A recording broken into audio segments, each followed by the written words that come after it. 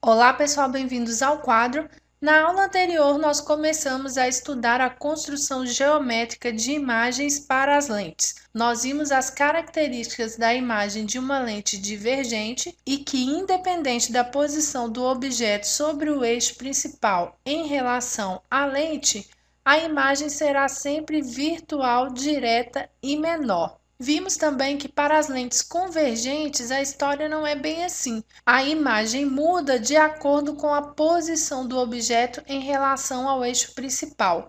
Quando o objeto está antes do ponto anteprincipal, a imagem é real, invertida e menor.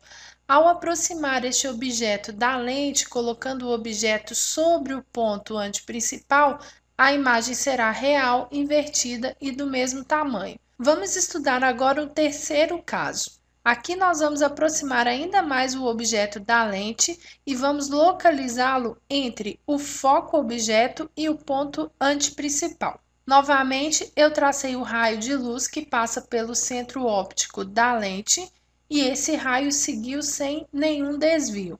Vamos traçar agora o raio que incide paralelo ao eixo principal. O raio que incide paralelo vai emergir numa direção passando sobre o foco imagem da lente. Vocês podem observar que neste ponto ocorreu interseção dos raios de luz emergentes, ou seja, haverá formação de imagem. Como foi formada a partir da interseção dos raios de luz emergentes, essa imagem também é uma imagem real, assim como as duas imagens anteriores, ela também é invertida, mas neste caso a imagem é maior que o objeto. Então, do primeiro caso até esse terceiro caso, vocês observam que a imagem está aumentando de tamanho à medida que nós aproximamos o objeto da lente, ok?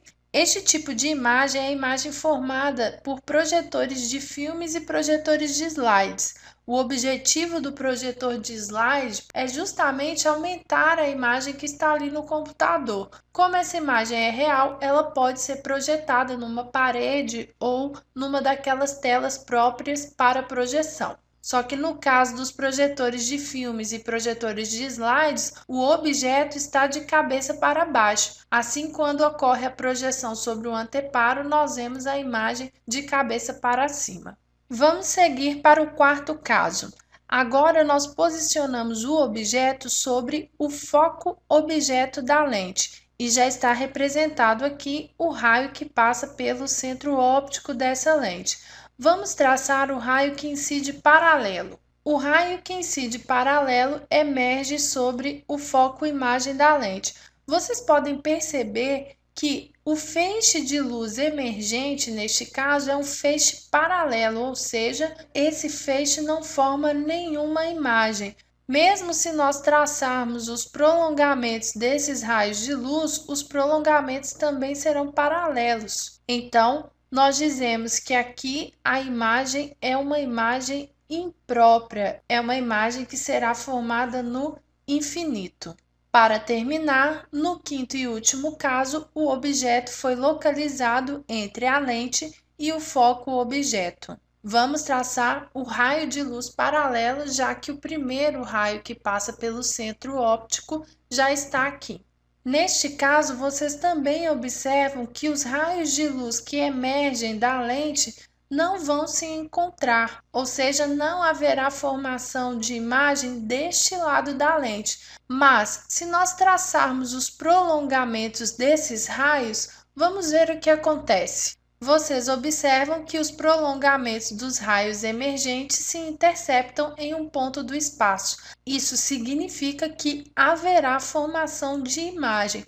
Porém, neste caso, a imagem formada será uma imagem virtual, pois ela não foi formada pelos raios luminosos propriamente ditos. Como os raios de luz partiram do ponto A da vela, este ponto é o ponto A da imagem, ou seja, o ponto A', e o ponto que está sobre o eixo principal será o ponto B'. Vocês percebem então que essa imagem também é uma imagem direta. Além disso, a imagem é maior que o objeto. Quando nós usamos uma lupa para ler letras miudinhas, o que ela faz é justamente aumentar a letra. Agora, se nós tentarmos projetar a imagem formada pela lupa em um anteparo, isso não será possível, porque aquela imagem é uma imagem virtual. Os raios de luz não estão passando por ali, eles seguiram outro caminho. O que nós temos ali é somente a interseção dos prolongamentos desses raios, ok? Para terminar essa aula, eu só quero que vocês observem o seguinte: assim como aconteceu para os espelhos esféricos, toda vez que a imagem é real, ela também é uma imagem invertida, independente do tamanho dessa imagem.